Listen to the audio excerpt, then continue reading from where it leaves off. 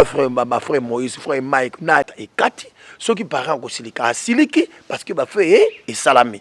Mais moi, là, José, je ne peux pas acclamer le mal qui arrive à mon frère. Ta frère Baba, frère Moïse, frère Mike, Nat, et la sonné dans l'église. Et la sonné. Vous comprenez, Wango? Je ne défends personne. Je suis avocat ya moutouté. Ta frère Baba, frère Moïse, frère Mike, Nazo lobelande église ya Nzambe. Yesu azoya. Yesu azananzela. Déjà, nous avons un programme à concert, un grand concert. Et nous avons ce que ça a stade Tata Raphaël. Nous avons un stade Tata Raphaël. Okoka? Na beta de akuna. Sikoya yo okoka. Merci parce que foi na yo eza ngate. Nazoloba frère José Ndita non yebate. Frère José Ndita yo kana ibisa yo nano. Omoni na climat na temps otoza, ozobo nga climat. Na temps otoza, yo bengisi concert na stade Tata Raphaël, pesa li plein. Ah frère José Ndita tika. C'est bon, et là on a yebiso ya solo et que la foi est une ferme assurance des choses qu'on espère. To kendela mutema nini? Mitema nini tokenda ngo pa nzambe mitema nini mitema bola kisanga mitema to pa nzambe oyo nkanza oyo koma okoyi batiki yo odinda libulu to finiki okundami donc ça veut dire ba tumsu ba tomoni babulu na bango déjà bazozela nana kokota so ka kokota afiniki zelo baba leki na ngai et je parle bien avec eux baba leki na ngai zomona donc on aura tout le temps de parler mais tout si kana le temps autant non la minute yo na solo na mutute. Ta frère Baba, frère Moïse, frère Mike, na yebi ke eta bato bazana ngo eza tali solo malamte. Omoni siko likaboza wana. Problème nangeza nini? Biso tozo condamner ba acte nyoso ya mabe. Soko sali mabe, nous condamnons que tu as mal fait. Au sali mabe tobi que ici tu as mal fait. Yozo ye bate aola kso bisika no so kotaki, kote no so bimaki, boy, siko azuna ya ba pasteur, azuna ya ba sango, azuna ya ba biso nyonso, atie likolo. Nani yako ke église muninga ta frère Baba, frère Moïse, frère Mike, nani.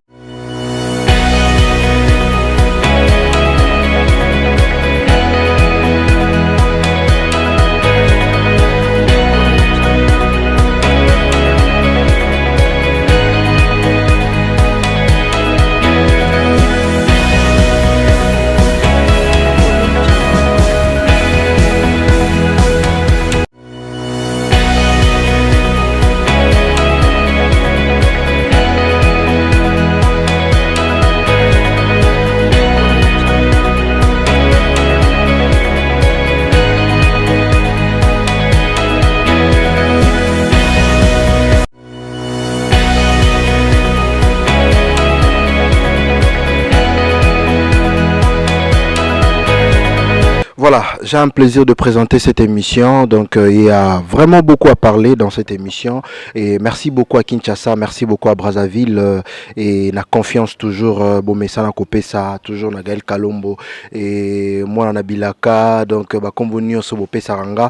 Et il y avait vraiment beaucoup de mots à dire par rapport à ma camion, c'est vraiment surkilé et Navila Kinshasa, mais on va pas que ça tardait vraiment nango les autres c'est là qui et to meka un peu ko solo là na mokopé et y a artiste musicien chrétien azapé parmi ba icône ya musique ya mboka na biso et to loba ki to rokende ko lokae on avait beaucoup entendu aller qui na ba réseaux sociaux aller qui bisika nyonso ko leka na ba télévision ba différentes chaînes à télévision mais biso to loba ki makambo est apaisé un peu mouké et torosola to yeba pe la résurrection et comme niveau nini to yeba comment va évolution et après makambo nyonso eza koleka na kati ya ville à Kinshasa c'est qui c'est le frère José Ndita on a repesa et bonjour frère José.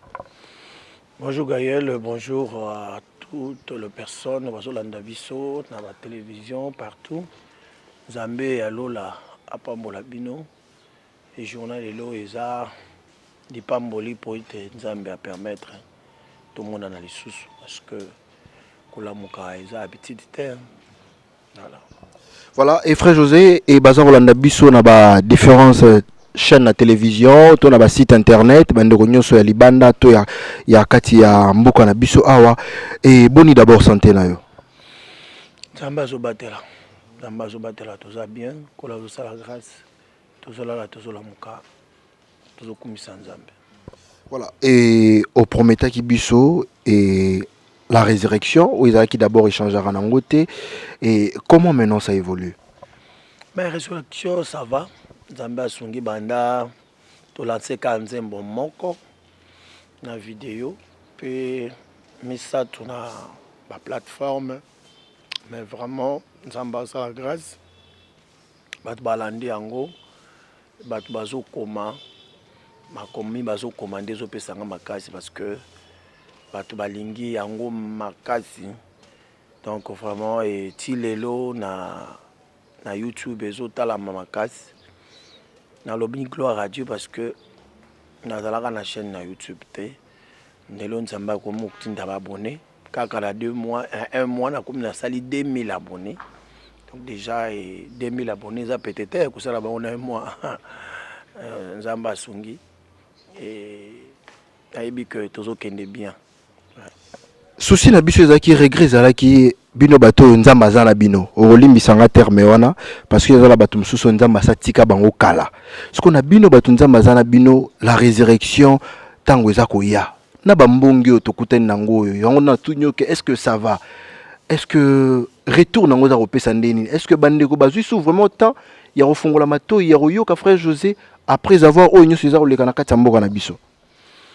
Non mais les cas distraction kaya satana bana nzambe baza ba averti oyo baza averti na nzambe bazo ba otalango te bazo bondela pona ngomba na nzambe pona église ya nzambe Gaël oyebi lelo sokotiki église ya nzambe nde mutu ekozwa faillite OK bilo oyebi que jamais église ya nzambe kokoya donc biso toza wana pona kosambela koyebisa nzambe loboko na ye yango ya ezala toujours. Et puis bato baza sima na makambo pona kobondela baza ebele. Il y a des gens qui sont en retraite kobondela pour l'église et la main de Dieu est là Dieu au contrôle ya eloko ezate to kanga maboko te pour lelo ba problème ezali que tout tika to la lisa maboko non. Pour moi j'ai dit nous allons continuer à travailler ceux qui réellement ont sentir que aux nzambe aux bondela bien au travailler et ata mutu musupa ko koya.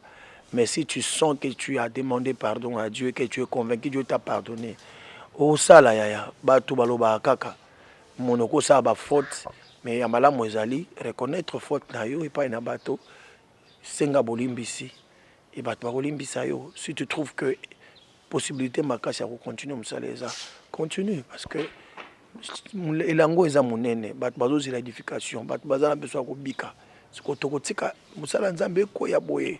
Vraiment bandeko ba otala ngai na somo totika kaka koya to vandisa ngo ilala.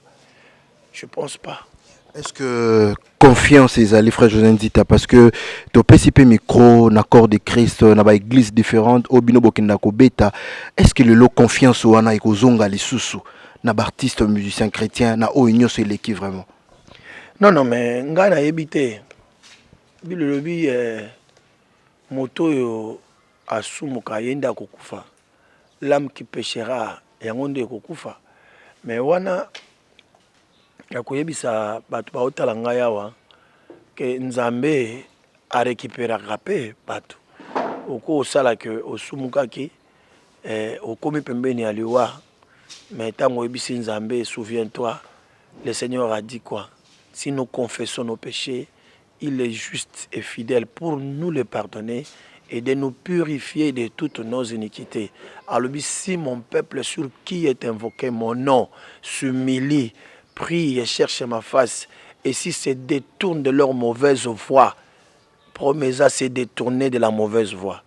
Moni Gaël, promets-à se détourner de la mauvaise voie. Si vraiment il se détourne de la mauvaise voie, le Seigneur a dit quoi? Je pardonnerai son péché. Je vais oublier ses péchés et je guérirai son pays. Donc, Nzambe, alors quoi, bisoté bataba règlement des comptes. Le Seigneur, s'il trouve son intérêt, à mon niveau, vraiment, au respecter, puis aussi au bon motema, au se repentir, le Seigneur revient à Zonga Repaï Namutu. bato batika omona lokwa nzambe lokwa tata moko boye ya quartier na bino boye mutu moko ba reclamer des comptes on dirait mutu moko bakangela mutu kanda banté. Dieu n'est pas comme ça. Dieu, quand tu reviens sincèrement au sopi motema no epai na ye akolimbisa yo batunde batika na baranki na motema yana zo bake mingi bakota lifelo na makambo ya bango te Gaël. Ça veut dire nzambe si alimbisa na ye mutu me yo kamata makambo kangala motema. Non mais si Dieu a pardonné yo wanani parce que ngano tona mukiliawa nous cherchons aussi la voie pour aller au ciel. Comment ko kangela moninga kanda so mutabi pardon. Ndeng baza wana ata frère ma frère Moïse frère Mike nani bango nyonso basenga pardon pa na nzamba limbisi bango. Oh boni ba okangela bango mutema. Comment neni yo pe ozokoma na point ya kokotela bango parce que yo zali na succès pe ya makasi na mboka oyo o maîtriser yango o sala ba bêtise te. Pourquoi bango na étape na bango ba bêtise wana ko salema? Ngana koteli mutu te. Je parle de pardon. Non, au côté de Moutouté, mais ceux qui te l'ont dit dans différentes chaînes à télévision, quand tu parles, ils ont bimalo quoi qui osent au côté là-bas, encourager ma cambouana.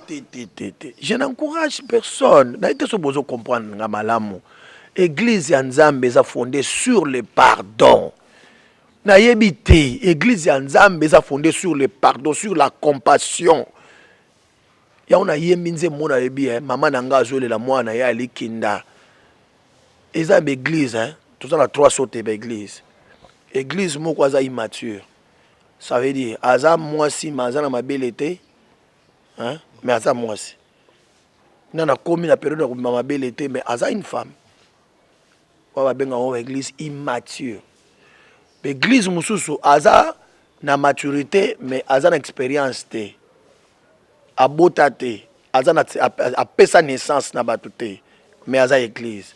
Aza, maman, Aza mabele akoki pe kobota maintenant na bota azana mabele hein mais abota te stérile. Église immature, église stérile et bota te mais azana mabele mais église moko église azana mabele et bota et melisa voilà une église mère, église maman, église à compassion tala église wana des ozanga na mboka na biso. Maman nyonso aboti mwana ye ata mwana za mwana boma Gaël amoni liboma na ye wana bazo mambe mabanga na balabala. Mama okanisa mukolo za koyo kapasi ya obota. Mama okanisa mukolo za kwa kushabi Seigneur mon fils. Ali boma me mwana ngai. Ali boma me aza mwana ngai. Gaël abandolela. Omoni ya etala. Quand Jésus guérissait les gens, Azao guérir bangote pourquoi Aza guérisseur? Non. La Bible dit Jésus ému de compassion guérit. Si l'église n'a plus de compassion des âmes de Dieu, l'ongo là on a combat église. Et ça c'est église. Gaël, na oye biso Yesu soka talaki masumu na biso nyonso, mais Yesu akita te pour abikisa mukili oyo. Pour nini? Bilobi soyez mes imitateurs pour la zolo bango comme moi je suis Christ. Ministre église ya Yesu hein, eza église ya mawa, église ya koyoka bawa, église ya kolimbisa, église ya kobosana. C'est comme ça. On remet la garde sur l'église ndenge nini. Quand on parle de l'église, on parle de pardon. Église kombo na mo pardon. Mais on a la père spiritualité frère José Ndita. Papa, na olo balangai aussi basé ngai. Nazo rappeler l'église, ta to kota li felo pamba na makambo susu oyo to yebitina te. Se croire être. La Bible dit c'est lui qui se croit être debout qu'il fasse attention de tomber. C'est quand on se croit être debout, on tient à couper caboete. Même quand on koya. Il y a eu aux alatam sous plus que de koya. Est-ce que vous avez que étant la batum sous oyo nzambe faka komisa bango bongo pour bango na bango na façon na bango za ba mi connaître quoi qui ba de ba le roi nzambe. Laissons Dieu agir à sa manière. Tala toti kanzambe a frappé na ndenge na ye. Mais biso to koza la tête to sepela na ba acte ya passe yeli batu. Ça ce n'est pas l'église papa. Ce que l'église est comme on sepela pour na ba passe ko yeli batu, pour na ba difficulté batu bazui et comme ba ça ce n'est pas l'église papa. Eza église te tangina nga kombo mutsusu. Lukela nga kombo mutsusu. Sincèrement bana nzambe ba otala ngo bazana mutema ya bana nzambe o ba otala ngai o bazana nzambe ya solo. Dieu peut abandonner quelqu'un c'est vrai. Dieu peut livrer quelqu'un c'est vrai. Dieu peut lui-même exposer quelqu'un, c'est vrai. Mais ce n'est pas à nous d'en réjouir. Parce que tout ça peut battre. Pour me couler, oui, là, yo. Bien sûr. Yo parents. Na parents banani et aussi la bango passi. Par règlement de compte ezali. Justice en mboka pe ezali. Mais ngana ko sepela la moto azu pasté. Ya no zo biso solo. Ceux qui justice au kata et kati, ceux qui parents ko silika asiliki parce que ba fait et salami. Mais moi là José, je ne peux pas acclamer le mal qui arrive à mon frère. Na ko salangote. Et la soni dans l'église. Et la soni. Vous comprenez, Kongo? Je ne défends personne. Nazo sabatu kenaza avocat ya mutu te. Nazo lobelande église ya Nzambe. Yesu azo ya. Yesu azana nzela. To kendela mutema nini? Mitema nini to kenango pa Nzambe? Mitema nini mitema? Bola kisanga mitema to pa Nzambe. Oya nkanza oyo. Oyo komo okoyi batiki yo. Odina libulu to finiki okundami.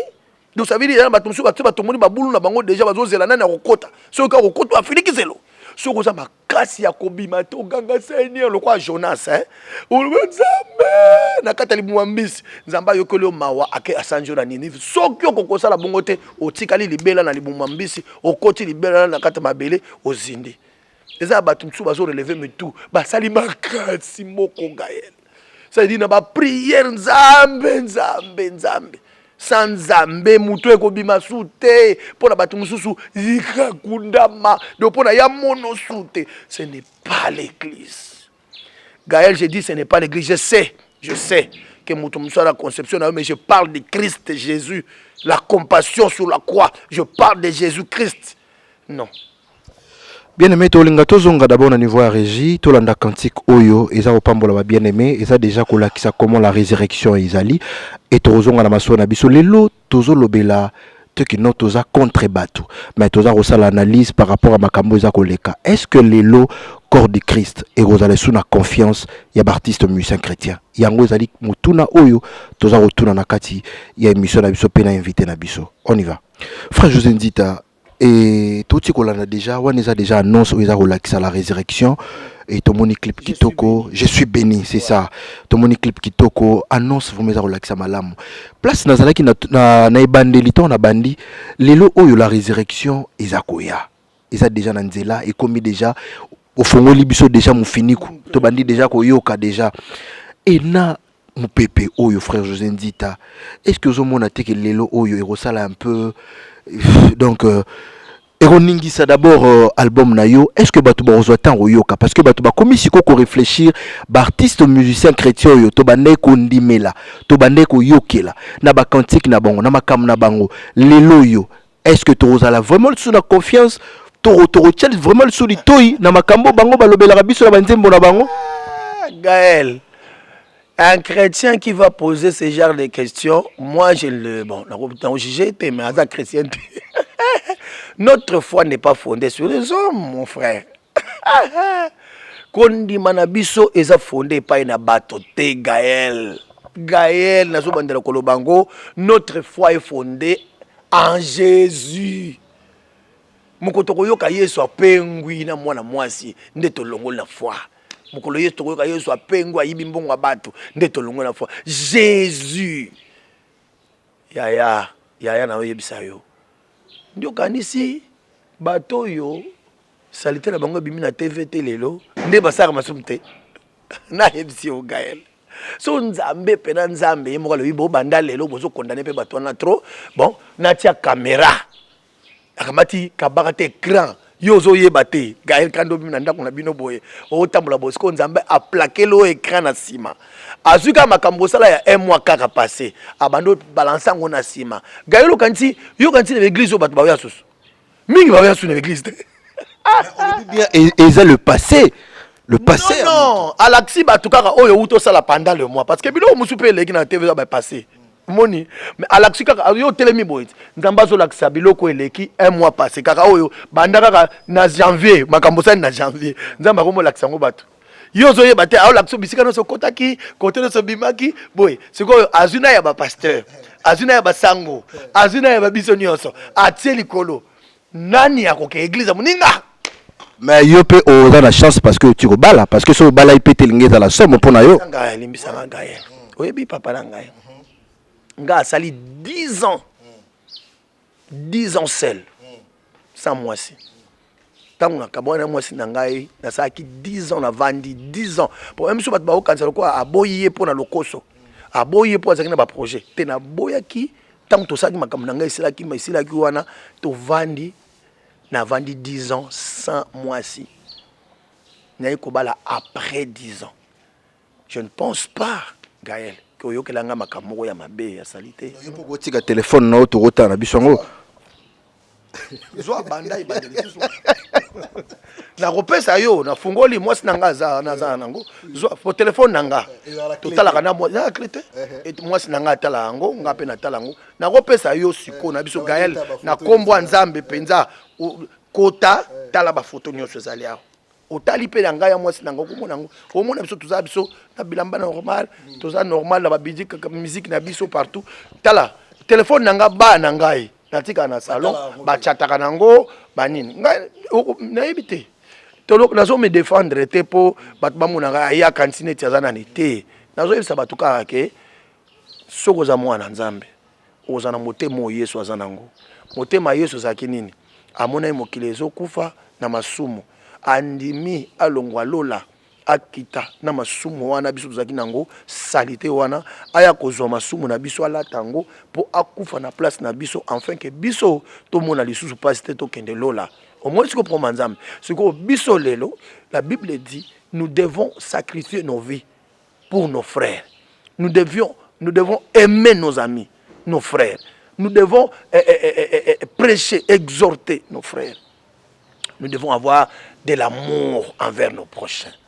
Omoni siko likaboza wana problème nangeza nini biso tozo condamner ba acte nyonso ya mabe soko sali mabe nous condamnons que tu as mal fait au sali mabe tobi que ici tu as mal fait mais condamnons avec amour. Ça veut dire quoi? Tu condamnes et tu exhortes, tu condamnes et tu reproches, tu condamnes et tu as quelqu'un à côté de toi, tu ne veux pas l'abandonner. Ça veut dire nakozala na besoin na ye kakalobi. C'est un serviteur de Dieu, mais qui a connu une faiblesse. Tu vois, c'est un homme de Dieu qui a connu une faiblesse. Alors, ceux qui ont eu faiblesse, te condamner la faiblesse, te tailler la faiblesse, mais nous ne pouvons pas l'abandonner, le jeter. Gaël, héros yamboko nyonso bazo sila. Batu nyonso batombola étendard nzambe na l'église ba komi aussi là. Et ce n'est pas la gloire de Dieu. C'est maintenant la gloire du diable. Akomo longola biso ba pionioso o ya makasi basala kanzambe po basila po christianisme ezanga batu. Et chrétien moko za nanda kwa zo betela maboko abi ouais aux chrétiens c'est vrai. Pose-toi les questions aux chrétiens. Est-ce que démarche ni osala qui après avoir makambo est-ce que zo pétant un roluka bande kono pona osola na bango? Non la minute yo na solo na mutu te. Na yebi ke eta bato bazana ngo eza tali solo malamu te. On laisse le temps au temps. Totika makambo ke ndenge zo kende on aura le temps ya kosola. Bato nyonso oyo basali o nyonso oyo bakweli ba problème to bazaki banini, ce sont mes petits frères. Baba leki na ngai et je parle bien avec eux. Baba leki na ngai. Zomona donc on aura tout le temps de parler mais totika na le temps au temps. Tous à la précédé. Nenge toza oye bakango, le Seigneur aussi est en train de parler dans leur cœur. Gaël, nzambe oya nzambe, aolobe na mitema moko na moko. Tangu mususu, ezali relèvement ya mutu moko libela ba ko ya sulte tilo na yoya. Yo yebi. Fallait loko moko ya boyeya, potangu nzamba ko racheter, atelema libela loko la drapeau, pe ya ko ya lisulte mema batna lolo. Yo yebi. Glon monsieur Zanzambe yé moko exposa ka batu nanga po a ramener batu vers yé. Bon qui peut juger qui? Ceux qui ont jugé, yo nani? Mais et ça na parmi na baleki no moko oyo osala ki orgueil ti lelo tozo mona ngona ba média azo tinda batu basa ba menace ba nini dis-moi un peu to suka nango wa tozo mi benga ko serviteur. Je ne peux pas confirmer les choses que je n'ai pas vues. ngabilo za biloko ba non mais on informer nga na moniteur nga linga kata information fonga mona palper. J'aime pas être informé comme ça. Ce que yebisinga bongo na croire na nini. Ya lokwa mutu moko amoni accident na lompo nga ba mutu moko mama moko mutu ekatani azo ke loba na kufite. Mais yo oyebite ke parmi ba leki na yo leki no moko ami mona lokwa ka nzambe. Yonde mutu zo bango lokola. Mais nazo yebiso frère Max na pesi mbote parce que aoza ki peut manquer pe moko ya ba confrère na biso. Awa benga ngo télévision. Et ça c'est un règlement de compte. Non, tu dois régler compte mon côté. Tu dois régler compte. Quand tu veux l'appeler Dieu, on a la Bible c'est le côté. Tango benga. Oui, bien sûr. Les qui n'ont pas comme le quoi Nzambe. On a tika le comme Nzambe te. Na tika le comme na kaka ba les qui ba yembe la ka Nzambe. Ce qui erreur moko ezali, ba défaut moko ya bongo, c'est mieux qu'on règle ngo bino. Parce que na TV awa tango yozo yebisanga likambonga na yebite, na ko confirmer lo nini. Na yebite ya ngona zolo bat na leki nanga na yebike na yebi nanga ngota voilà. Dans ce pays là vraiment miko ça misola parce que en tout cas tu réfléchis un moment ensemble. Frère José Ndita et to comme okende ce que to mo chité bande ko bazo zela yo loba la résurrection na moment tozanango nanyo vraiment oyo akokili suko c'est quoi Asengela se comporter ndeni parce que je sens en toi que résurrection makasi salemi na façon na roloba na façon na rozala ya ko réfléchir maintenant na bandeko ba kwei na bandeko pe balingi pe ko kweya résurrection et koyela bango comment bon biso to ba juge ya bandeko ba kwei na ba kwei te balingo kweya te problème na biso eza maloba nzambende ezozongisa mutu nyonso na nzela ça veut dire nous lisons tous la parole. Maloba nzambe kaka mutoko zonga samunanzela. Il y a pas quelqu'un qui est la police ya mutu moko akenge la vie abatu. Botango yo sa la police la vie abatu. Na ça la ko police. Ozo mo ce compromet ça. Quand tu fais la police yo musa noka okenge la ke wapi. Asali botango yo zo kenge la ka batu. Qui te surveille? Police na yo nani? Toti kabiloko wana. Promesa wa nous lisons tous la Bible. Bango nyonso bazawa na ba abatu na nzambe. Biso nyonso totika to abatu na nzambe. Et moko na moko ndenga zawa na kovanda bi ngaye na sala kutumia malamu mingi koleka ye boya nga suke bimaka ninga na suka wapi baza ba regretter vandi ba bi antuka nga ko na niveau na koma kyoyo suke bimaka antuka nga ba nga rejeter nga antuka église ngé mona nga tambala mongote baza mais le kole bimate moi bombo na ye ezate et puis ti le bozo benga ye kaka serviteur de Dieu na été so comprendre donc totsika totika biloko wana totikela nzambe nzamba za na contrôle to condamner ce qu'il faut condamner. Moi je n'interdis personne à condamner. Moi je n'interdis pas la loi à condamner. Loi est condamner, batun so ba condamner, ni so condamner. Mais église ya nzambe e boaka bato ya nzambe te pona ba défaut moko corporel basali te. Nous devons prier. Tant bande qu'on a biso nyonso na kala bazako so ba problème. Pierre était dans la prison bien kakangama na ba résoudre le kutate o ya muyibité ba te. Mais l'église priait pour Pierre. Et système wana ya kolobate et juillet to sundolaye eza église te de konangai. Église ata situation de sekoya bazaka na pasi ya moninga ko bondreza lokwa ba joueur. Bozo beta boyi pas joueur moko akwei ngala mona joueur azui bala tindiki on libanda. To beta te po moninga na biso sani. Akoyi mais lelo na ba chrétiens za la kabongo soko akoyi continue ko beta ba bossa na ye kuta za te ponga na tiabi diplomatie wana ya haut top pour que je me mets ezala te o koti ko zwa grâce à mutu wana te o koti ka pe o zwa succès na yete o ko m'appelle ko ayete ozo mo promesa do ezala lolendo ya bomoto mais posa na ngezali je ne taxe personne mais na posa ba na nzambe ba kota na kati ya bonzambe ba yebake Dieu a besoin de son église unie.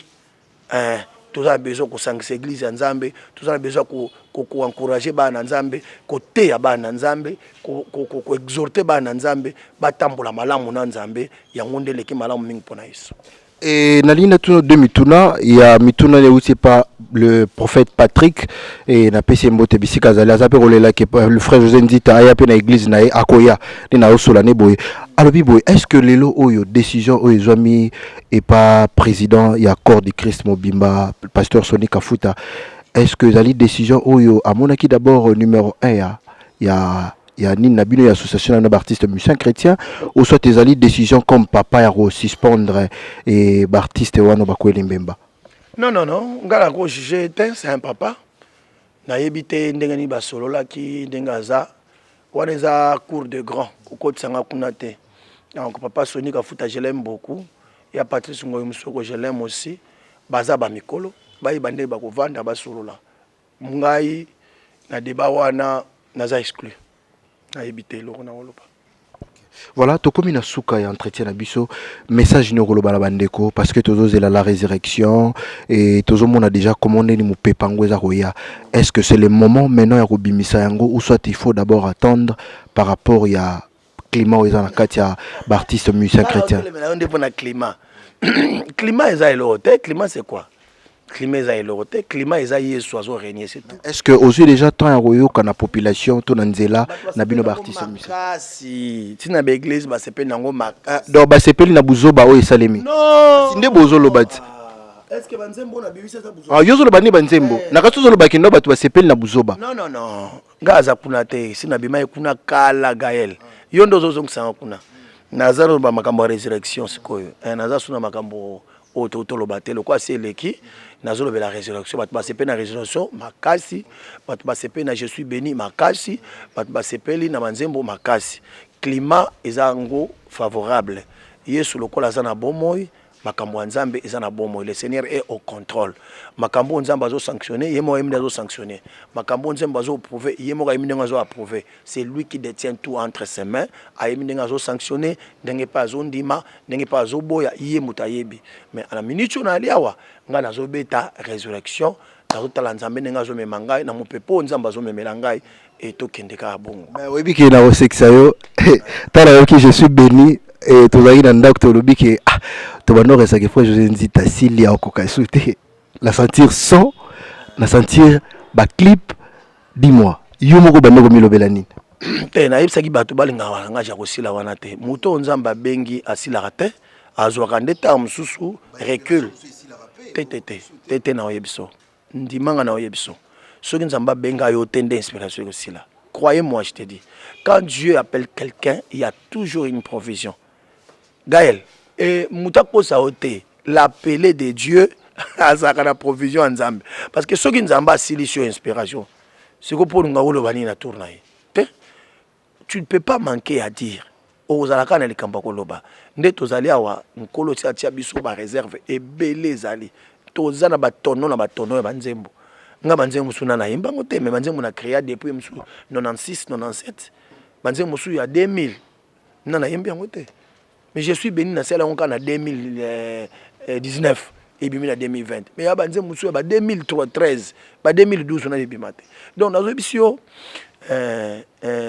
koloba kenasila ezaka langage ya bato moni mokili ndenge ezaka boye mais moi na nzambe un appelé de Dieu asila kate azalaka nde ta musu na répond na retraite nzamba ben na retraite musu pour se ressourcer au monde ba français ba il faut reculer pour mieux sauter nzambe pe abendaka basali na ye pour akotisa ye biloko musu na nzonzi oyebi que espion so na tshuna ngona kolia na kota dam ozo sa mitambo après tshune tango ta kolia bo tata dam biso zo ka ba pion bongo nzamba olela biso ba dam so ka bombio betwa tshuna la lelio dam ndena ba bosina za na dame na minute oyo et so le kili boso na ngabo na dame pour na dame donc je crois Gaël makambo nzambe ya ndenge lokola nzambe aza insondable ba bi o eza bombama ezara pona nzambe mais o tozo mona o ba je suis béni eza révélé yango nde pona biso donc to mona o tozo mona glorifions le Seigneur parce que asepeli lisusu munongo na ngai fungwa mapo eloba parce que y a une permission. Voilà un message béni na ba téléspectateurs nous balandi biso na poko lelo to na ba différentes chaînes au boza olanda biso et bakoki kozwa message à bénédiction ya ndenge nini. La bénédiction, je voulais juste amener une pensée à quelqu'un pour nous dire que tu connais déjà mais tu sembles oublier cette pensée. Tant nzamba kela ki moto moya liboso nzamba bimisa qui est pas Adam et Ève, je vous bénis. Soyez féconds, multipliez, remplissez, assujettissez. La bénédiction, Dieu les bénit. Naïe au rappel au cas que tu n'es pas maudit. Hein? C'est le diable azo inculqué ngo batu po batu ba mona incapacité. Oyebi tango ozo ndima message wana, c'est que ozo nier pouvoir ya nzambe. Ozo nié même existence ya nzambe na vie na Gaël. Comment il mutokola mokola tongolo ba ki tu es maudit pour na la kilo mabe? Parce que quand Dieu t'a créé, Dieu t'a trouvé, a trouvé bon de te créer. O iloko nzamba a trouvé bon et qu'ils a sous maudit ba ndini. Donc ezandi mayele na makanti na biso et na batu musu nzambe diable a komi ko utiliser pour ba même biso ko comprendre que ba combat to za nango ko silaka te, mpia ka to za nango ko silaka te, mboko ye ko bongaka te. Mboko eza béni. Le Congo est béni. Toi aussi, même à tous en hôpital, aux autres langues, tous en andako, tu es béni. Salaka exemple, expérience oyo, ngana sali yangongai. Chaque matin quand je me réveille avec ma femme, surtout kichaka makolo va to bando sambela, to lobi nous sommes bénis. À chaque fois que tu le dis, il y a le cause kitcha satana makasi. Makasi Satan est aussi là. Parce qu'à comprendre, au lieu de lobby, mais le lobby est béni. Oh, il y a tabuta joy. Il y a lié quitté, il y a béni la continue. Plus aux confessants au ming, plus à mon ma côté au symbole sauté. Au moins à bas lâché, il y a un lobby qui résister au diable et il fuira loin. Pas résister à la Satan à ma confité. Vous voulez résister y na maloba. Quand tu dis je suis béni, ah yebiska ko sous malédiction na été. Neska ko kima yo yangwana omona mapamboli na yo sa nini. Ezongi parce que osana ba droit. Tu as tes droits papa. Osana ba droit na yo. Réclamer en chaque matin, dis confesser, je suis béni, je suis béni. À tous au monde et l'autre côté, dis seulement que je suis béni au monde. Au monde aura plus aux bango, plus aux fongo la faveur en Zambie na vie na yo, plus au monde bakampezo mata, plus au monde elonge komiko souriant, pe au monde comme seka. Voilà, merci beaucoup. Aussi, c'est Mission Abisso. Je ne sais pas, Makamo Tamsousuna Tuniote. Il y a un message, il y a un programme. Oui, il y a un programme. Dieu voulant, sur nous avons la grâce. Na fin février, nous avons la conférence de presse avant de sortir l'album. Nous avons Kanisa. Sur nous avons la grâce. L'album est bima kaka na février avant. Donc, ce qui va céder kaka et Kinshasa. Ndenge tozo sola na bandeko moko nzamba zo utiliser otokangena munoko tolobite nzamba pambola bango sika bazali ba otala ngai o tozala bon pour parler et que Dieu vous bénisse nazo ndimala no ko bomba bino mais boko bimatango makambo yoko mabien wana na ko bomba sute na ko loba kombo na bino parce que obosali emonani déjà mais na ningi na mte satana ambroye bino avant yango na bombi bino nanu nazaka na ba prière na bino nzamba pambola bino ba oto bino pour parler pour na kopesa nga misolo ya okende Chine ko sa ba CD soki CD eye ne na kopesa sikoyo programme et pas na bino koloba to la conférence de presse une semaine avant concert déjà na ça va programme à concert to beta grand concert et na ibite soki za kana stade Tata Raphaël na zonga kuna to yeko za stade Tata Raphaël Tata beta liboso Tata Raphaël okoka na beta ka de kuna te sikoyo yo okoka merci parce que foi na yo eza yangate nazoloba frère José Ndita non yebate frère José Ndita yo kana ibisa yo nanu omoni na climat na temps otoza ozoboya nga climat na temps otoza yo bengisi concert na stade Tata Raphaël pesa li plein ah frère José Ndita tika c'est bon et là on a yebiso ya solo et que la foi est une ferme assurance des choses qu'on espère et une démonstration des choses qu'on n'a pas vues. Ça veut dire mais c'est la démonstration. C'est appeler les choses qu'on ne voit pas hein, et comme en existence. Et ça problème, hein, c'est que c'est possible. Il y a un montant de bêta plus de 18 000 20 000 personnes. Dans le stade. Quand se tondi, ngambo e bando, ngambo e bando. Ngambo na tele batuti ba yala bi gloire à Dieu. Na seku tu n'en parlons pas. Donc na baike oyebi Gaël tala nzambe asala kana bat. Kolobane le côté Dieu quand il récupère, a récupéraka, a restauraka, a régénéraka. Nzambe asuka na makambwana ya on ngaka mutu atela bat ba pointe bo tsaka ba point pa batena ba via bat on ne sait pas Dieu sait qui est son serviteur et qui ne l'est pas ayebi biso nzambe ozomona yango moni ayebiso na yebite concert mo ezala na stade Tata Raphaël wana déjà nazo boka mbele pa le révérend Amos Mbayo le ministre des sports bongisi langa de stade s'il vous plaît papa pour na ozo journée moko wana soki nzamba sungi soki te tokozokaka esika moko oyo tokozala malamu soit na fikine soit tokozala mais faut sika mo ezala bat ba côté belé pour tokosala vente à CD système tosalaka liboso za o sombi CD ba pesio mwa mulangi moko ya sucré omeli ozuna CD na ofele otali concert ofele dans un mbongo yo kopesa eza ngombongo a CD mais concert tokosalela yo ofele pour o côté sombi CD na yo omeli mwa sucré mais otali pe concert donc nzamba sunga biso to koma na niveau ko sala ngo bandeko pe ba oyo bayokelaka nzambe tango bato baleka na TV bo basala na nzamba oleka yoki muteme simba mi na tuna ye nanu eloko ni azangi eloko ni nako bakisela ye po projet kitoko ekokisama na opeso ka numéro obenga 81 508 32 et 79 81 508 32 79 soki osepeli na ngai osepeli na makambo na osala osepeli na projet oyo obengi nga kaka tango obenga nga oyebisinga nini ozala lokola contribution na yo e ozamala mutala to tia bakoni hein to pelisa lisusu tango bato baogange ekufi biso totombola ebongi plus bato ebongi bakozala ebele bato ekufi bakoma mokie mpe bakosila bakundami bato ebongi bakoma ebele mpe yesu azwi victoire. Voilà, merci beaucoup na frère José Nzita, merci aussi na osialé na bandeko que etara na bimisi bango kamibale etara frère José Nzita na mama Laure Mbongo Lemba. En tout cas nasambelaka mingi pona bango parce que lelo baza toujours ko maintenir na musala na bango nzamba ko ba vraiment ko pambola bango. Je sais pourquoi je parle comme ça.